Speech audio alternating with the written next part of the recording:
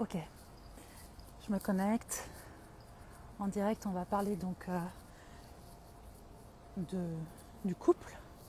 En tout cas, je vais répondre à cette question, cette réflexion qui m'a été proposée de qu'est-ce qui fait qu'en fait, on a tendance à s'oublier, à se couper de soi et à se couper aussi des autres parfois quand on est en couple.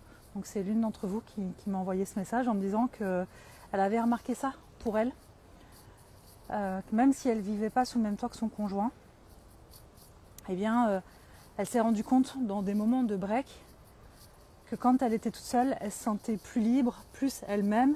Et elle me disait que elle avait remarqué que depuis que je voyageais toute seule, eh bien, je semblais aussi plus ouverte, plus libre, plus moi. Et je trouve que c'est intéressant parce que je pense que c'est des choses qui s'expliquent. Alors encore une fois, sur des lives et sur les réseaux, on fait des généralités quand même, voilà. Il y a toujours des nuances à apporter en fonction de chacun, de son histoire, de sa personnalité, bref, de plein de choses. Mais je ne suis pas en consulte, je ne suis pas en coaching, je suis sur Insta. Donc voilà, je vais faire une réflexion un peu générale, puis vous allez prendre ce qui vous parle et laisser ce qui ne vous parle pas. Hello tout le monde, je vois que vous êtes là. J'espère que vous allez bien. Si vous avez des questions pendant le live ou des réflexions à partager, n'hésitez pas à m'en faire part. Je suis dans le parc d'Osan à Séoul. Je me promène et voilà, j'en profite pour me connecter en live avec vous. Ok, donc elle m'a envoyé ce message-là et il y a quelques temps, j'ai reçu aussi un autre message un peu différent d'une autre femme qui me disait que elle avait suivi son conjoint dans une nouvelle ville, qu'elle s'y plaisait pas du tout en fait, mais qu'elle s'autorisait pas elle à bouger ou à partir toute seule, enfin bon, bref, à faire ses trucs pour elle quoi.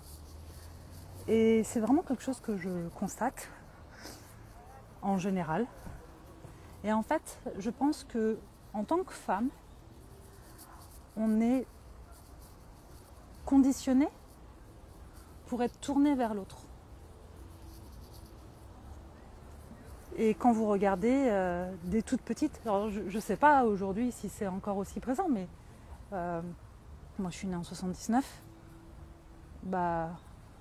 je jouais aux poupées, j'avais des petits bébés dont je prenais soin. Et en fait, quand vous regardez bien, la notion de genre, elle est là déjà dès la naissance et dans l'éducation. Les petits garçons, ils font la guerre, ils font la bagarre, ils sont tournés aussi vers eux. Mais les petites filles, c'est beaucoup dans le soin. On est dans le soin d'eux et on est tourné vers l'autre. On va jouer à la maîtresse, à l'infirmière, à la maman. Et donc, ça a peut-être l'air de rien, mais je pense que déjà, ça conditionne notre manière d'être ensuite dans le monde, mais aussi dans notre couple. Ce côté maternant, qui fait attention, plus tourné vers les autres que vers soi-même. Et même moi qui peux paraître très autonome, très je fais ce que je veux quand je veux, quand je suis en couple, quand je suis avec Sébastien, j'ai cette tendance aussi à, sans le vouloir et sans le conscientiser, à faire parfois des choses différemment ou à oublier des parts de moi.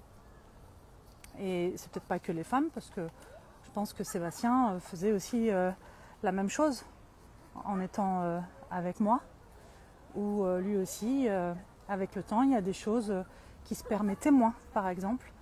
Et là, en étant aussi lui tout seul de son côté, il y a des choses aussi qu'il fait différemment. Mais je crois quand même que l'éducation des femmes fait qu'on a plus cette propension au soin d'eux, à être tourné vers l'autre, mais aussi au sacrifice. Et que ça peut être transmis de génération en génération, de mère en fille, comme un peu un cadeau empoisonné. D'ailleurs, j'avais cette discussion avec une amie avec qui j'aime bien discuter sur les réseaux et qui me disait aussi que quand elle s'autorise des choses, des voyages de son côté et tout ça, sa mère peut lui faire un petit pic en mode ah ouais, en gros ça va quoi, tu t'embêtes pas, ou faire comprendre que c'est un peu une sorte de caprice. Et je sais que ma mère aussi peut être ou a pu être, parce que je pense que maintenant elle a lâché prise là-dessus, mais elle a pu être aussi dans l'incompréhension de ça. Et si j'étais pas au service de Sébastien, comme elle a pu être au service de mon père, eh bien ça faisait moi femme un peu ingrate, un peu méchante et tout ça. Et d'ailleurs c'est drôle parce qu'avec mon ami dont je vous parle là, on a eu cette discussion aussi la dernière fois, avec ce truc de différence de perception des hommes et des femmes dans le couple, où on se disait mais en fait une femme qui s'occupe de ses enfants, mais c'est normal en fait, c'est bon quoi. Elle a choisi de faire des enfants, elle s'occupe de ses enfants, elle n'a pas à se plaindre. Mais un homme qui s'occupe de ses enfants, waouh, c'est incroyable. C'est un père génial. Mais quel homme! Une femme qui fait le ménage à la maison, c'est normal. Un homme qui fait le ménage à la maison, c'est waouh! Quel homme incroyable. Et d'ailleurs, il ne fait pas le ménage, il aide sa femme. Parce que lui, il ne vit pas dans la maison. Il l'aide. Et alors, je ne suis pas en train de faire un procès aux hommes, c'est pas ça. C'est juste que ce que je veux expliquer, c'est que c'est quelque chose qui est installé, en fait, depuis tellement longtemps, que je crois que vous savez, c'est le genre de choses qu'on ne questionne même plus. En fait, si on ne lève pas le nez de la gamelle et qu'on ne prend pas un peu de recul, eh bien, en fait, le jour où on commence à se questionner par rapport à ça, souvent, c'est pas que c'est un peu trop tard, mais on commence à le faire quand déjà on sent qu'on est un peu flétri, quoi, qu'on n'est pas épanoui. Que généralement, quand on commence à questionner ça, c'est déjà un peu tard. On a déjà sacrifié des parts de soi, éteint des parts de soi, fait des compromis qui, à la longue, ont fini par se transformer en sacrifice. Et l'histoire aussi explique ça. Je vous avais déjà parlé du livre Sorcière de Mona Chollet. Je vous invite vraiment à le lire si ça vous intéresse. Et en fait, ce qu'il faut comprendre, c'est que le couple, le mariage, alors, en fait, en tant que femme, quand on remonte du temps des cavernes et tout, et qu'on regarde un petit peu, en fait, quand on regarde les ossements, les squelettes des femmes et tout ça qui ont été retrouvés, les femmes, c'était pas des petites choses frêles et fragiles qui faisaient la popote à la base, pas du tout. C'était des guerrières. C'était des guerrières et elles participaient aussi à la chasse et tout ça. Sauf qu'en fait, elles avaient un pouvoir que les hommes n'avaient pas, c'était celui d'enfanter. Et donc, ça leur donnait le pouvoir de choisir avec quel homme elles voulaient s'accoupler. Et du coup, les hommes un peu fragiles, un peu frêles, un peu ne se reproduisaient pas, alors que les hommes très forts, costauds, qui pouvaient chasser, qui pouvaient participer à la survie, en fait, eux se reproduisaient. Et donc, on passe comme ça. Donc, c'est ce qui fait déjà qu'il y a un choix chez les hommes où on va choisir l'homme, dans l'histoire en tout cas, l'homme fort, un peu sauvage, voilà. Et puis l'homme peut-être plus fragile, plus doux, plus... Alors fragile et doux, ça va pas ensemble, Enfin, ça va pas ensemble. Je dis pas que être doux, c'est être fragile. Attention, c'est pas ce que je dis. Mais voilà, il y a eu un choix, d'accord ? On remonte l'histoire et ce qu'on constate quand même, et notamment après avec les... Oh, Alors attendez, parce qu'il y a une session de photo mariage. Hop là, voilà. Donc, je ne vais pas gêner le travail. Donc en fait, quand on remonte après le temps, on se rend compte que les femmes qu'on a essayé et qu'on essaye encore d'asservir dans plein de régions du monde, et même encore des pays soi-disant modernes, la femme, si on essaie de la servir, c'est parce qu'elle paraît dangereuse. Et pourquoi elle est dangereuse ? Eh bien parce qu'encore une fois, c'est elle qui a le pouvoir de choisir si elle veut faire un enfant ou pas et avec qui elle veut le faire. Normalement. Parce qu'aujourd'hui, il y a aussi des hommes qui font des lois pour faire croire que le corps d'une femme ne lui appartient pas vraiment et qu'on peut lui dire ce qu'elle a à faire avec son corps. Mais normalement, voilà, c'est les femmes qui ont ce pouvoir d'enfanter. Alors elles ne le font pas toutes seules, hein, on est bien d'accord, c'est quelque chose qui se fait en équipe. Mais voilà. En tout cas, ça a apparu dangereux. Et c'est ce qui fait aussi que dans l'histoire, donc, l'Église catholique a réprimé la femme et surtout a fait en sorte de redonner du pouvoir à l'homme en mettant en place notamment le mariage sous une forme qu'on connaît aujourd'hui pour que la femme soit sous la coupe d'un homme. Et beaucoup de choses ont découlé de ça en fait. Et pendant des années, je vous rappelle, et il n'y a pas si longtemps en réalité en France, on n'avait pas encore le droit de vote, on ne pouvait pas disposer de notre argent, voire même pas travailler. Bon, bref, et tout ça, je vous parle de ça, c'est un peu hier quand même, je trouve. Donc c'était il n'y a pas si loin. Et pourquoi je vous dis ça ? C'est parce que comme c'était il n'y a pas si loin, ça explique, l'histoire explique toujours un peu le présent aussi. Et quand moi je regarde un peu autour de moi au niveau des couples, donc je parle de couples hétéros, c'est souvent le même schéma, c'est souvent la femme qui va suivre son mari dans ses rêves, dans ses ambitions, dans ses choix de vie. Et très peu l'inverse. Et quand c'est l'inverse qui se produit, d'ailleurs, souvent l'homme est jugé. Moi je me souviens très bien quand on a créé Somaso avec Sébastien par exemple. Bon, les gens n'étaient pas surpris, notre entourage n'était pas surpris que moi je fasse ça. Il le disait très clairement. Mais il disait à Sébastien genre bon ok, elle est perchée, ok, on comprend, mais toi mec, c'est pas possible. En gros elle t'a ensorcelé. Si tu fais ça, c'est que forcément elle t'a ensorcelé. Et d'ailleurs, il y a toujours ce truc un peu de la femme un peu sorcière, un peu vipère, qui va un peu casse-couille, qui va manipuler son mari. Moi, je vois aussi, quand on entend parler autour de nous de problèmes de couple et tout ça, souvent, on se dit, ouais, c'est la femme le problème. Mais fuck, en fait. Non, pas forcément.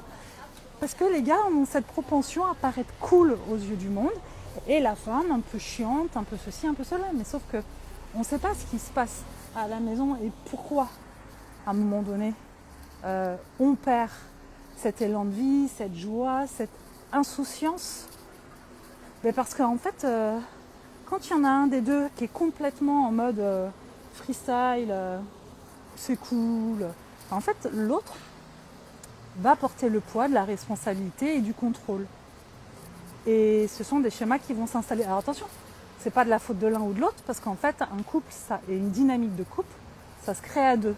Et nous, les femmes, on a un rôle à jouer aussi là-dedans. Parce qu'aujourd'hui, on n'est pas des petites choses victimes. Donc on a aussi un rôle à jouer, notamment en apprenant à s'autoriser.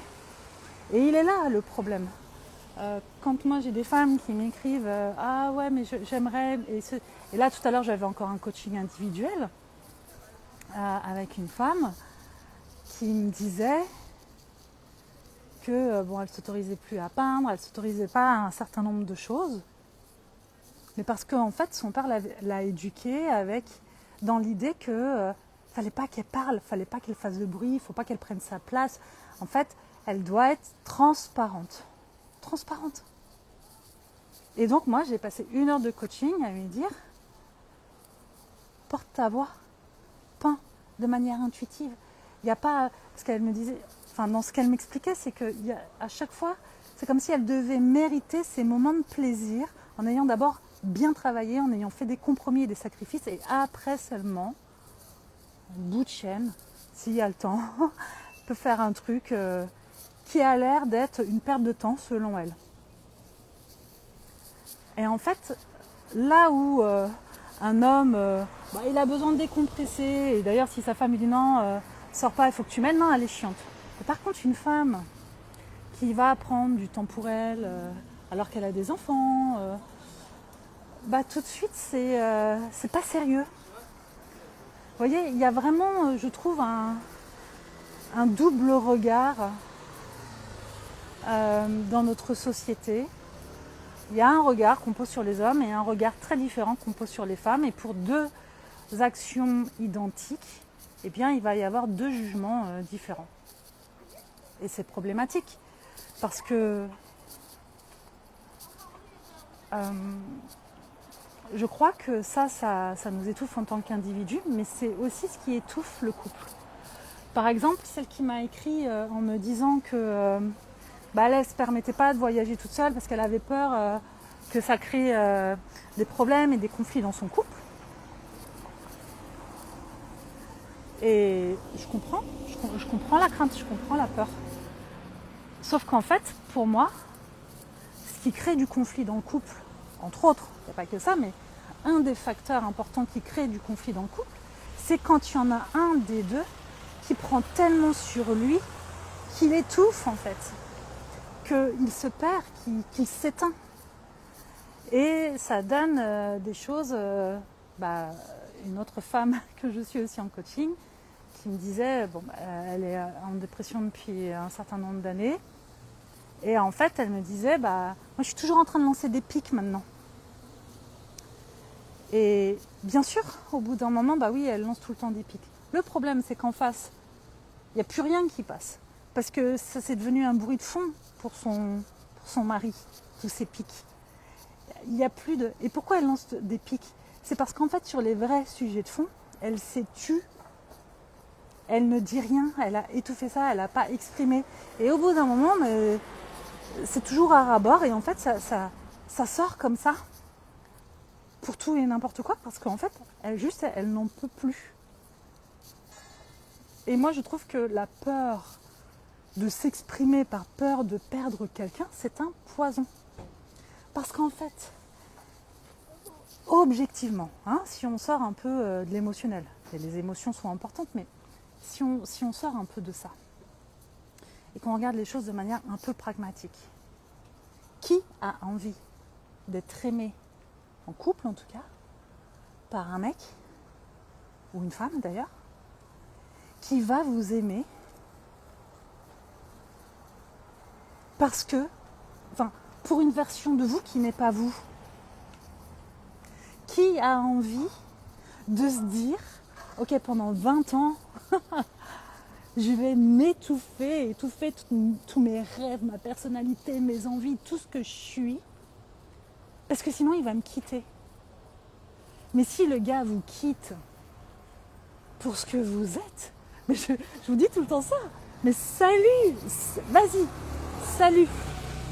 Alors oui, la blessure du rejet, la peur de l'abandon, le fait qu'on peut avoir l'impression que toute seule, on est des gros caca et qu'on ne peut pas vivre toute seule. Mais tout ça, c'est que des histoires qu'on se raconte, en fait. La plupart des femmes, quand vous voyez tout ce que vous faites dans votre couple, avec vos enfants et tout ça, vous n'allez pas me dire que vous ne pouvez pas vivre toute seule, c'est pas possible. Ok ? Et je dis pas qu'il faut vous séparer et vivre toute seule, c'est pas ça que je dis, mais celles qui ont peur de partir en voyage, par exemple, toute seule, ou de se faire ne serait-ce qu'un week-end, ne serait-ce qu'un après-midi. Un après-midi juste pour soi. C'est quoi le risque ? Qu'on vous dise que vous êtes égoïste ? Que vous n'êtes pas sérieuse ? Oh, Mais qui va vous dire ça? Peut-être votre mère. Peut-être votre mère. Mais dites-vous bien que les mamans qui disent ça, je suis convaincue que c'est des mamans qui auraient rêvé de se l'autoriser et qui ne l'ont jamais fait. Et du coup, il y a une petite part d'elles, je ne sais pas où je vais, mais il y a une petite part d'elles qui nous en veulent un petit peu d'oser faire ce qu'elles n'ont pas fait. Vraiment, hein, je crois, et je pense que c'est très très inconscient. Mais je suis convaincue, parce qu'en fait, on interagit tous, hein, et donc il y a des projections, ce qu'on fait, ce qu'on dit, ce qu'on ne fait pas, ce qu'on ne dit pas. Ça renvoie des choses aux autres, en fonction de leurs propres craintes, leurs propres histoires et tout ça. Et donc avec nos parents, c'est exactement la même chose. Donc je pense en fait que nos mères, elles ont ce truc-là aussi elles se sont tellement sacrifiées, étouffées pour le couple, pour la famille, qu'elles ne comprennent pas que nous, on puisse avoir envie de plus d'eux, en fait. Et il y a ce truc aussi, je trouve, en tout cas, moi, ça me le fait souvent, de cette petite voix en moi là, qui se questionne de est-ce que je ne devrais pas, des fois, me contenter de ça, de cette simplicité, de ce que j'ai, est-ce que je demande trop, est-ce que je veux trop, est-ce que ceci...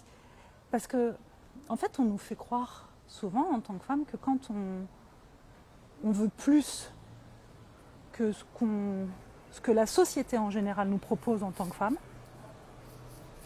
eh bien, c'est pas normal. On devrait se contenter... alors, je vais grossir le trait, mais c'est presque... on devrait se contenter de la popote, du chiffon, des enfants. Et si t'as un air fryer, alors vraiment... alors vraiment, t'es au summum, quoi. Donc, j'abuse. Je grossis le trait, bien sûr. Et je pense qu'il y a plein de couples où ça se passe pas comme ça. Mais encore une fois, même pour les hommes, c'est pas toujours si évident. Parce que quand un homme fait différent, on a l'impression qu'il trahit un peu sa meute. Vraiment. Et moi, je me souviens au tout début, quand Sébastien et moi on s'est mis ensemble, il me disait « Tu veux que je t'aide ?» genre pour le ménage. Et je disais mais en fait, tu m'aides pas, gars.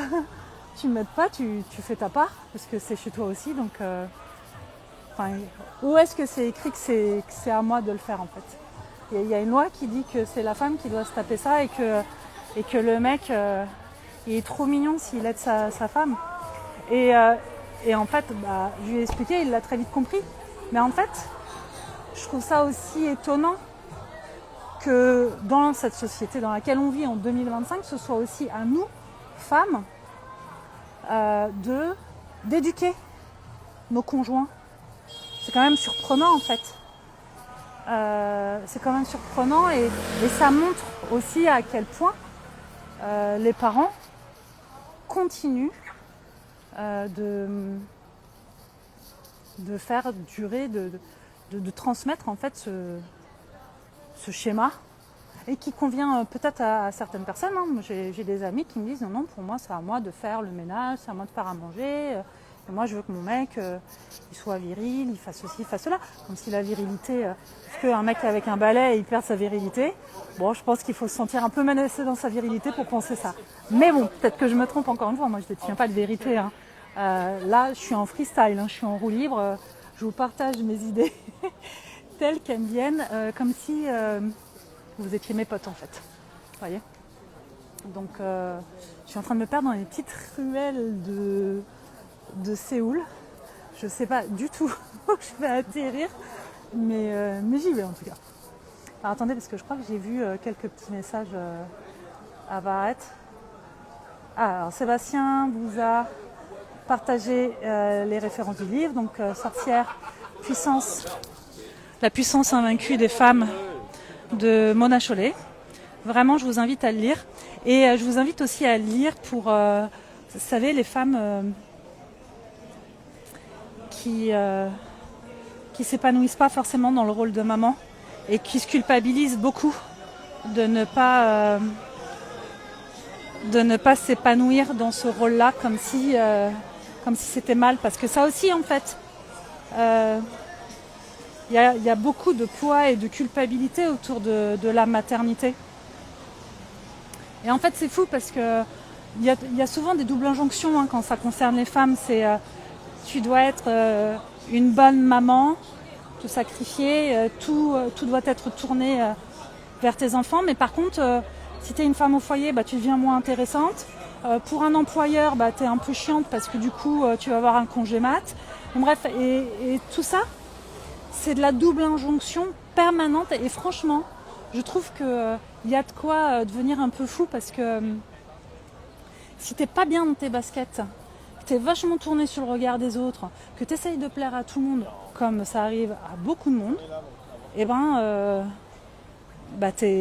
t'as perdu d'avance parce que c'est pas possible, quoi.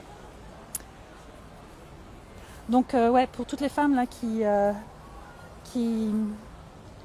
s'y retrouvent pas forcément, et ça veut pas dire qu'elles n'aiment pas leurs enfants, parce que tu peux aimer tes enfants très très fort et en même temps ne pas te retrouver dans ce truc, dans ton rôle de maman, ne pas t'épanouir là-dedans, avoir la sensation aussi de te perdre. Et je pense que si on a la sensation aussi de se perdre, alors soit c'est parce que dans le couple, il y a un fort déséquilibre, ce qui serait pas étonnant, ça arrive très souvent. Soit on ne se permet pas de réinventer la définition de la maternité et de ce que c'est que d'être maman, en fait. Et on reproduit des schémas en pilotage automatique. Généralement, soit on reproduit ce qu'on a vu, soit on est en réaction et on fait tout l'inverse. Par exemple, si, je sais pas moi, vous avez souffert d'une maman un peu absente, ou vous avez eu l'impression qu'elle n'était pas présente, vous allez peut-être surcompenser auprès de votre enfant en étant dans un maternage très très très prenant, au point de vous oublier, parce que des burn-out maternels, il y en a plein, hein. Soit vous allez reproduire un schéma, enfin bref. Hein, mais souvent, quand on n'a pas fait un travail sur soi, quand on n'a pas mis de conscience sur justement ce qu'étaient nos pilotages automatiques, nos croyances, ce qu'on nous a transmis et tout ça, on a tendance soit à reproduire, soit à être en réaction en faisant l'inverse, mais en grossissant le truc plus, quoi. Alors, Mélissa, peux-tu redonner le nom du livre? Ah, ça a été fait, ok. Est-ce qu'il y a autre chose? C'est tellement vrai. Ok. Ok.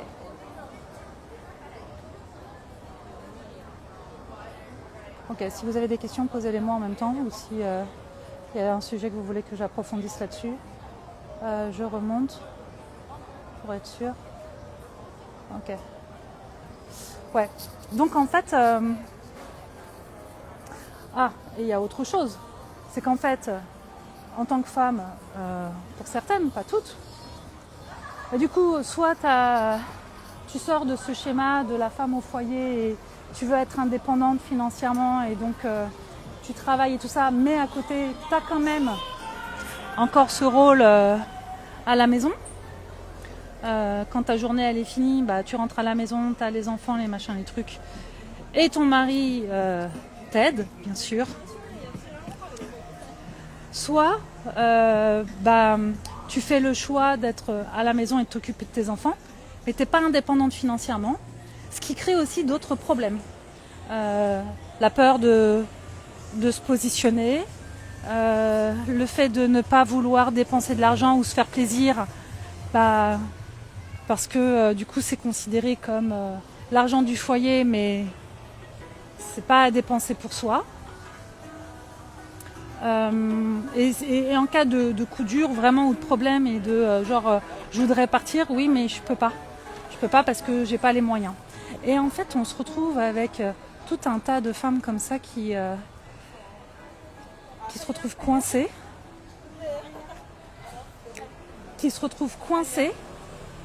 et qui en plus se reçoivent des petites réflexions en mode elle est casse-couille, elle prend la tête à son mari, elle est pas fun, enfin voilà quoi.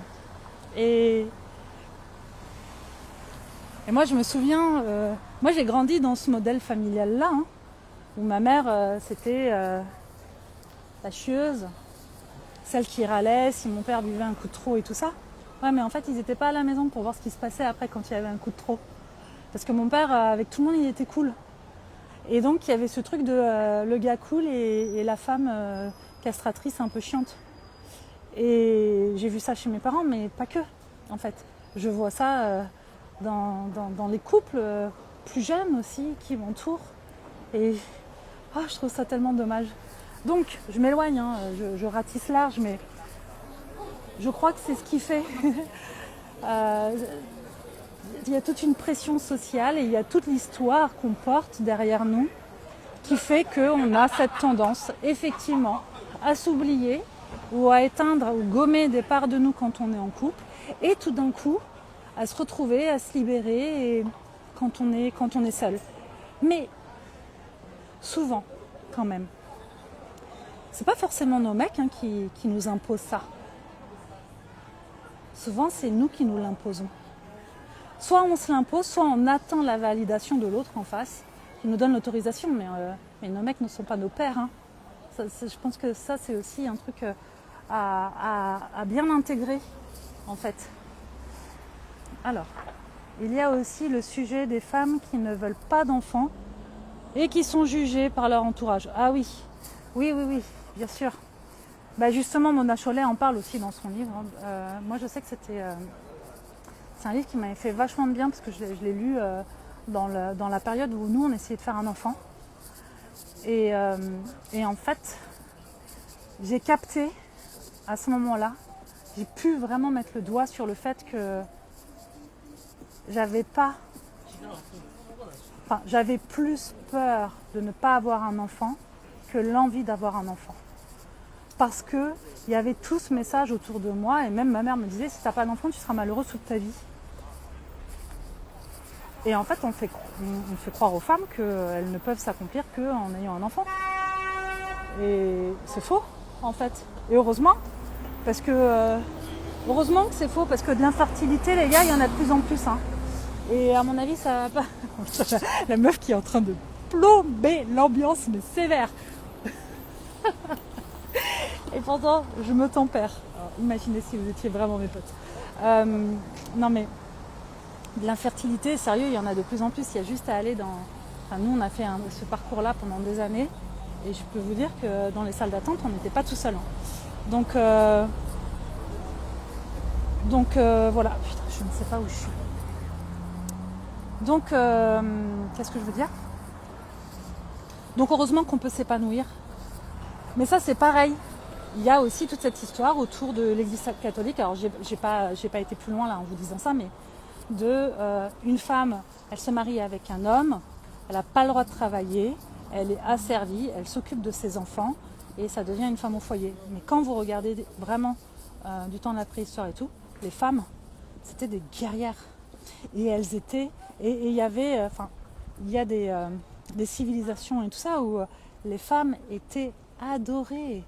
Et justement, ce pouvoir d'enfanter et tout, c'était quelque chose d'incroyable. Et c'était des déesses, quoi. Jusqu'au jour où ça a paru dangereux et où l'homme s'est senti menacé par ça. Parce que quand vous voyez ce qui se passe à travers le monde, hein, certains pays où les petites filles, dès la naissance, elles sont tuées par des mamans qui savent très bien ce qui les attend si elles les élèvent, ou celles qui n'ont pas accès à l'éducation, c'est pas pour rien. C'est pas parce qu'on est fragile. Et en fait, je suis pas en train de dire qu'il faut faire la guerre. Je suis juste en train de dire qu'il faut prendre conscience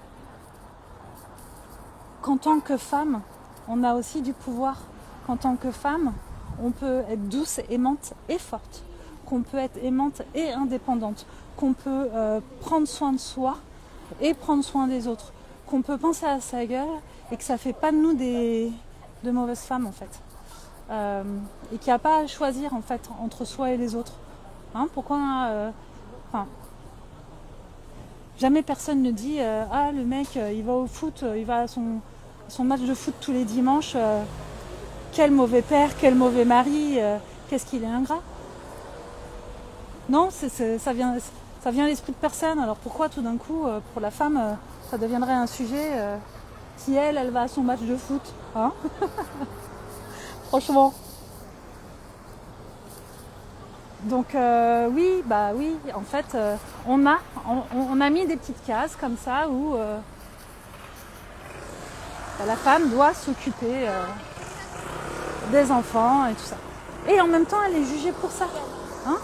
Une femme, aujourd'hui, au foyer, qui s'occupe des enfants et qui pourrait se faire plaisir avec l'argent du couple, qu'elle gagne aussi, hein, parce qu'un homme qui fait carrière alors qu'il a des enfants, souvent c'est qu'il y a une femme derrière qui prend le relais sur beaucoup de choses.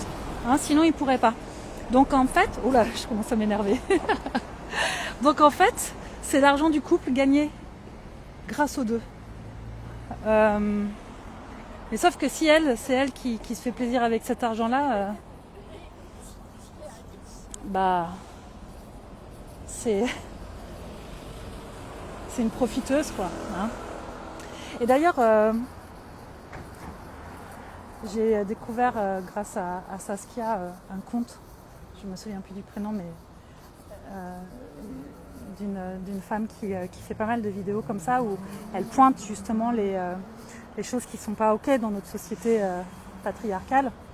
Et première vidéo sur laquelle je tombe m'a fait beaucoup rire parce que elle disait, et je trouve ça juste quand même, elle dit ouais, une fille qui se met avec un mec et qui a de l'argent et tout ça, c'est une michetonneuse.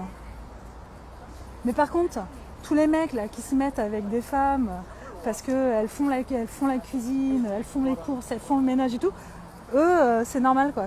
C'est pas des michetonneuses. Et en fait, c'est ce que je vous disais, c'est qu'il y a ce double... Je trouve que c'est à double vitesse, quoi. Hein, c'est un peu comme la justice. Donc, c'est dommage. Mais encore une fois, si on attend d'être sauvé par le gouvernement... Ah, excusez-moi, mais là j'ai juste envie d'exploser de rire ou de pleurs. Hein, si on attend d'être sauvé par le gouvernement, par les hommes, par la société, en fait on y fichu.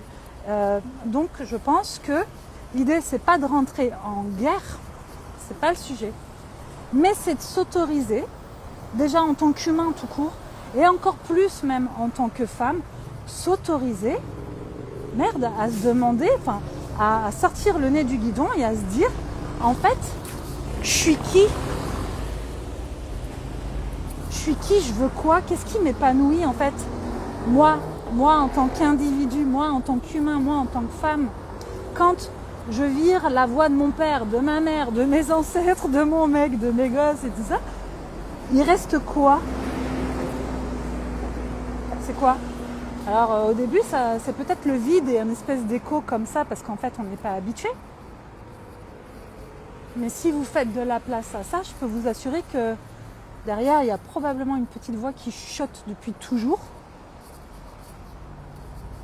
et qui n'est pas entendue. C'est sûr. Parce que c'est parti de là, c'est parti qu'on étouffe. Elles ne meurent pas, elles sont là, elles sont juste étouffées par la pile de linge sale, quoi. Alors, d'ailleurs, de se sentir libre avec un foyer, mari et enfant, même quand on prend des moments de liberté.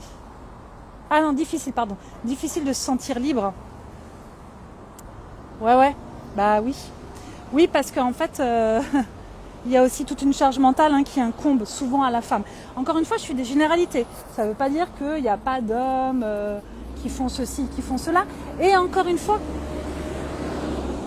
quand les hommes le font, souvent on a l'impression qu'il faut leur dérouler le tapis rouge. Et alors que c'est juste normal. Hein, un mec bien, on a tendance à vouloir l'applaudir parce que on dirait que c'est un animal rare, mais juste c'est normal. C'est normal. Moi, Sébastien, tout le monde l'a mis sur un piédestal dans mon entourage en mode mais oui. Ouais, c'est pas un mec violent. Mais quoi, c'est normal, non ? Oui, il m'a jamais insulté. C'est normal aussi, non ? Oui, à la maison, il fait des trucs. C'est normal aussi, non ? Enfin, vous voyez ? C'est normal. On ne devrait pas avoir à valoriser ça plus que ça parce qu'on ne le valorise pas pour nous. Vous voyez ? Ce qui est normal pour moi, c'est normal pour lui. En fait, je crois. Sauf que comme, a priori, c'est rare, eh bien, du coup, on valorise ça. Je vous l'ai dit la dernière fois. Hein. La différence et la rareté, c'est valorisé et ça vaut cher. C'est vrai. C'est vrai. Essayer de distinguer l'humain et le matériel. Attends. Tu me dis ça par rapport à quoi dans ce que j'ai dit ? Je sais pas. Si tu veux me dire.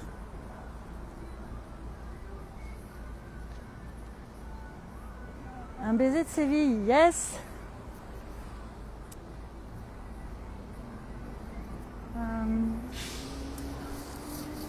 Bon bref, en fait moi ce que je veux vous dire avec tout ça, c'est que en réalité, homme ou femme, avant tout on est humain.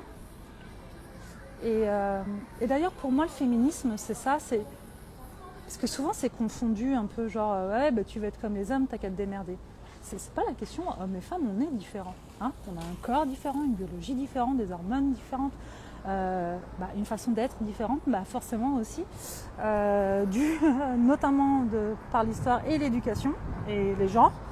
Mais il y a quelque chose qui n'est pas compris en fait. Le féminisme, c'est pas vouloir que les hommes et les femmes soient les mêmes. On n'est pas les mêmes. Mais déjà, une femme et une autre femme, c'est différent. Un homme et un autre homme, c'est différent.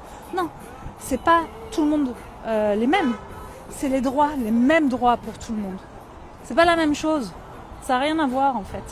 Et quand je dis les mêmes droits pour tout le monde, mais c'est pareil. Il y a des droits que la femme aurait, par exemple un congé mat. Si c'est le père qui a envie de le prendre, grand bien lui fasse qu'il le prenne. Vous voyez ? Pour moi, c'est ça le féminisme en fait. Et ça ne devrait pas être qu'un combat de femmes. Ça devrait être le combat d'une société de faire en sorte que hommes et femmes aient les mêmes droits. Qu'est-ce qui fait qu'en 2025 encore pour travail égal, le salaire n'est pas égal. Vous voyez ?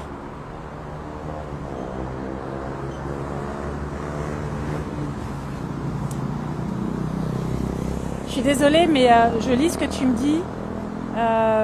Matériel égal argent et bagnole, mais je vois toujours pas en fait le rapport avec ce que je suis en train de dire. Mais peut-être que je suis passée à côté de quelque chose, ou peut-être que j'ai dit quelque chose dans ce sens-là sans m'en rendre compte. Je sais pas. Éclaire ma lanterne. Vraiment, je ne sais pas. Donc voilà, bref. Personne ne viendra nous sauver et personne ne peut nous autoriser. Il n'y a que nous qui puissions nous autoriser. Et je dis là en coaching, et je l'ai dit plus d'une fois parce que j'ai des femmes là en coaching,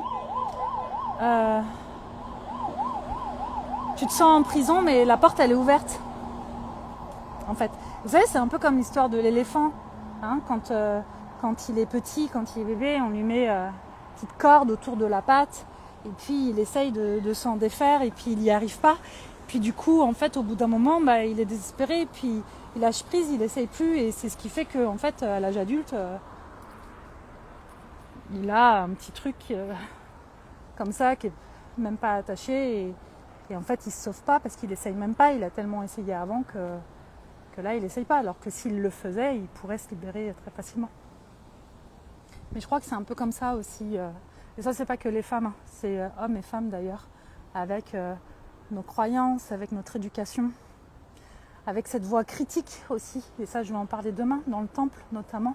Cette voix critique qui se développe en nous, dès l'enfance, qui fait écho aux voix qu'on a entendues, celles de nos parents, de nos professeurs, de la société, et qui n'est pas là pour nous faire du mal à la base. C'est juste qu'elle pense que en nous castrant, eh bien, elle va nous éviter la souffrance du rejet, de la perte de l'amour, de la honte, et tout ça. Sauf qu'elle s'y prend très mal. Et cette voix-là, c'est nous qui continuons de la nourrir à l'intérieur de nous, en fait. Et c'est pour ça que je vous dis qu'en fait, l'autorisation, elle doit partir de soi pour soi. pousser la porte en fait. Pousser la porte parce que en dehors, il y a un monde qui nous attend. Et même celles qui sont bien avec leurs enfants, avec leur mari et tout ça, je vois bien qu'il y a quand même des rêves un peu enfouis, qui deviennent parfois même presque un peu honteux. Si vous saviez le nombre de femmes là en coaching que j'ai, quand je leur dis mais en fait, ok, vas-y, qu'est-ce que tu veux là ? Si moi j'ai une baguette magique, si tu n'as plus peur et qu'on peut réaliser ton rêve, tu veux quoi ? Mais je peux vous assurer qu'il y en a plein, elles ont presque honte de le dire à haute voix. Alors qu'il n'y a rien de il y a rien de choquant. Il n'y a rien de choquant. Sauf qu'on nous a appris à ça, quoi. On nous a appris à pas faire de bruit, à se taire et à se tourner vers les besoins des autres en oubliant les nôtres. Et donc, il nous appartient de changer ça. Oui, mais malgré tout, on est obligé de penser aux dommages collatéraux, surtout les enfants. Mais j'ai conscience de tout ce que tu dis. Ouais, je comprends. Je comprends que quand tu as des enfants, c'est encore différent, très clairement. Surtout quand c'est à toi de porter la charge des dommages collatéraux.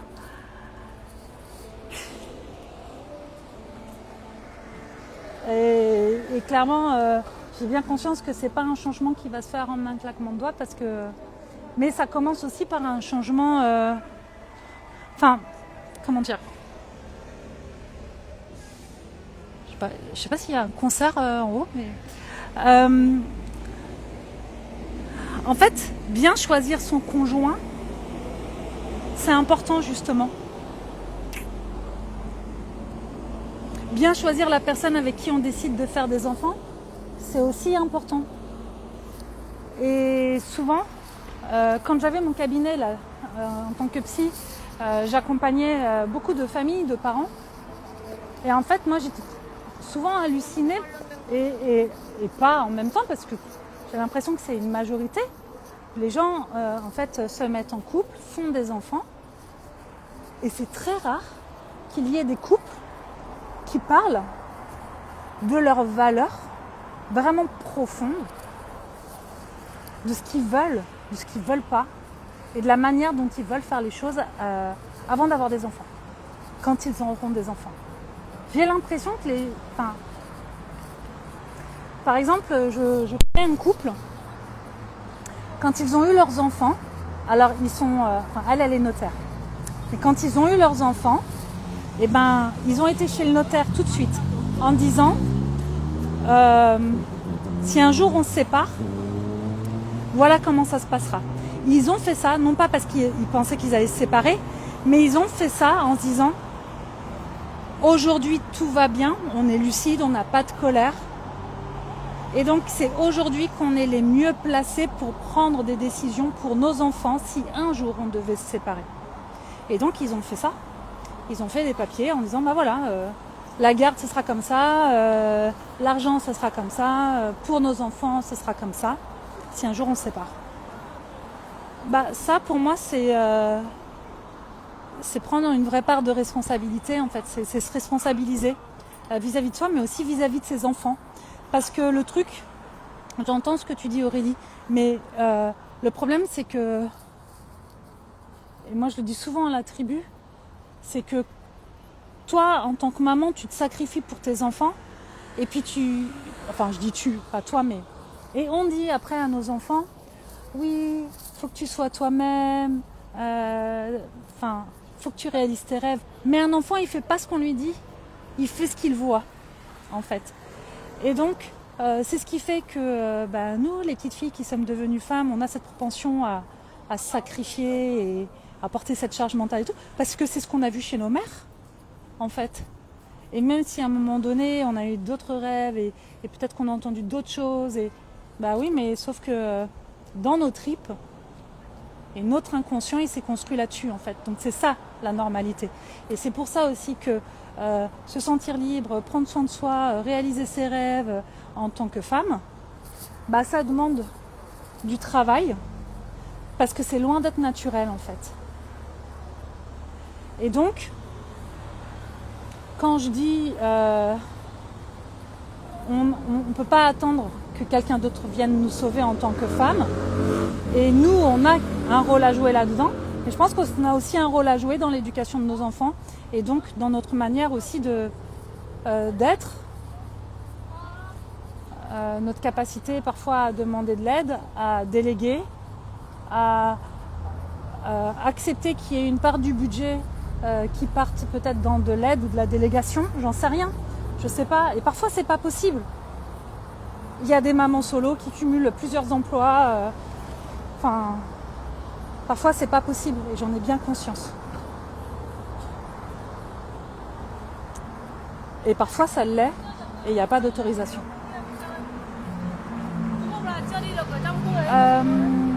Alors.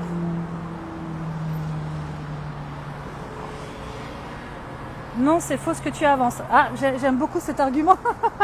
J'aime beaucoup cet argument qui n'est absolument pas développé. Je suis pas d'accord avec toi. Moi, je suis pas en train de dire que je dis une vérité. Je suis juste en train de dire ma réflexion. Tu as le droit de penser différemment. Mais si tu peux même construire un peu ta réflexion, tu vas voir, ça va être beaucoup plus intéressant. Aurélie, oui, je comprends, ça prend du temps et il faut se réaliser au moment juste. Après, chacun fait ce qu'il peut, ce qu'il veut, souvent ce qu'il peut, avec, voilà. Et je suis pas en train de vous dire si vous faites pas ça, c'est que vous êtes nuls. Loin de moi l'envie de vous rajouter une charge et de vous culpabiliser, surtout pas. C'est pas l'idée.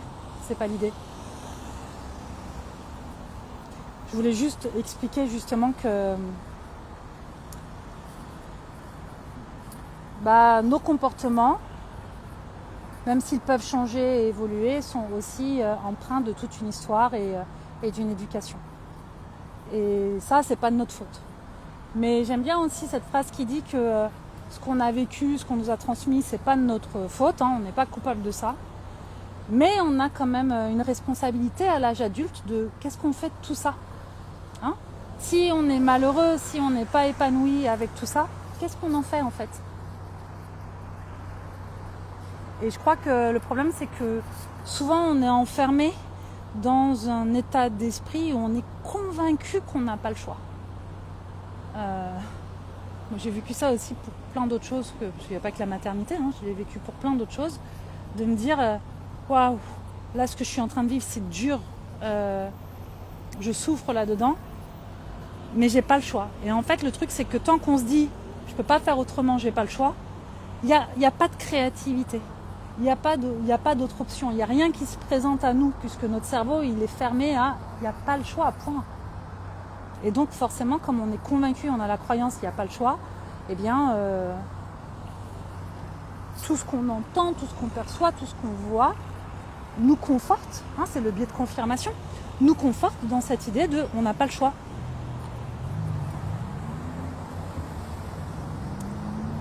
Mais je crois que parfois se dire ok, maintenant qu'est-ce que je veux, c'est ça, moi je veux ça, je sais pas encore comment c'est possible. Aujourd'hui je sais pas, j'ai pas l'argent, j'ai pas les moyens, j'ai peur des conséquences, je sais pas, mais c'est ça que je veux. Et donc à partir de maintenant, je vais me questionner très sérieusement et je vais m'ouvrir à la possibilité que ce soit possible. Et je vais pas juste attendre que ce soit possible, c'est que moi je vais faire en sorte que ça devienne possible. Et ça j'en parle beaucoup dans Déclic, le programme offert de possible ou impossible. On a aussi parfois le choix, non pas d'attendre que ça devienne possible, parce que des fois t'attends longtemps quand c'est comme ça, mais plutôt de faire en sorte que ça devienne possible. Comment toi tu fais en sorte que ce que tu veux, ça devienne possible. Il y a tellement de choses dans ma vie où je me suis dit mais c'est impossible, jamais je pourrais ceci parce que cela, et puis tout d'un coup ça devient possible parce que j'ai décidé que ça le serait. Je suis pas une magicienne, je suis pas plus forte, je suis pas plus courageuse en fait. Je je suis pas plus courageuse. Tous les messages là, que je reçois parfois, ah t'es courageuse, machin. Je suis pas courageuse. J'ai peur.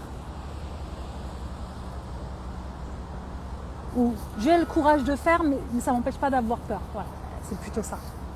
Mais je pense que ce courage, on l'a tous en nous. C'est juste qu'à un moment donné, on l'active, on le développe ou pas. Mais on l'a tous. Donc voilà. Ah. Donc toi qui n'étais pas d'accord, en fait, ouais, ça allait pas plus loin. Ok, ça marche. C'était intéressant. Voilà les amis. Je sais pas, ça fait combien de temps que je suis avec vous là-dessus. Je vais m'arrêter là. En fait, je pense que je pourrais encore dire plein de trucs. Mais je pense que c'est déjà pas mal. Alors, encore une fois, j'ai fait des généralités. On peut forcément trouver des cas différents et chaque cas peut être différent et tout ça. Je ne détiens pas de vérité. Ce n'est pas un discours de culpabilisation ou de haine vis-à-vis des hommes ou je ne sais quoi, pas du tout. Hein, c'est pas tout ça. C'est juste une réflexion en lien avec un message que j'ai reçu sur ce truc de qu'est-ce qui fait que en couple on a tendance à s'oublier, que quand on se retrouve seul ou qu'on s'octroie des moments seul, d'un coup on se retrouve et on est plus disponible et plus ouverte au monde qui nous entoure, mais aussi parce qu'on est plus disponible à soi. Voilà, merci pour ce live et pour ces mots qui résonnent. Avec plaisir, ce sera un replay si vous en avez envie.